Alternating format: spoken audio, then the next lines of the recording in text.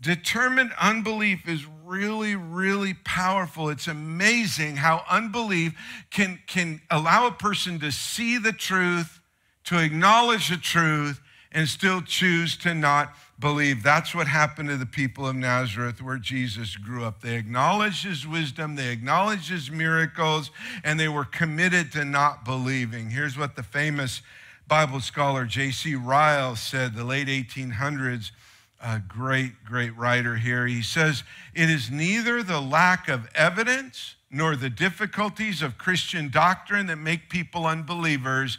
It is lack of will to believe." They're committed to not believe, and so they won't believe no matter what they see. This is so scary. It reminds me of the parable of the rich man and Lazarus in Luke 16. Just write that down, Luke 16, you can find it. It's a rich man and Lazarus. Lazarus poor, rich man, they both die. Lazarus goes into the presence of God, Abraham's bosom at that time. Paradise, maybe we would call it. The rich man separated from God for his unbelief. The rich man asks Abraham, "Please let Lazarus go back and tell my brothers to believe so that they don't end up in the same place I'm in."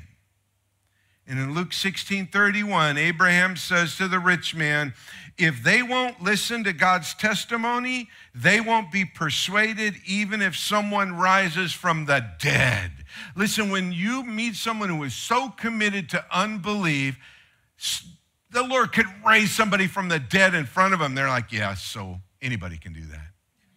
That doesn't prove anything. You see the problem?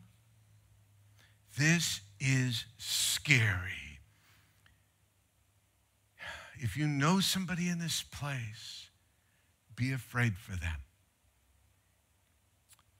If you're in this place, be afraid, because your unbelief can become so hardened that even if God were to raise someone from the dead in front of you, you wouldn't believe, because you choose not to believe.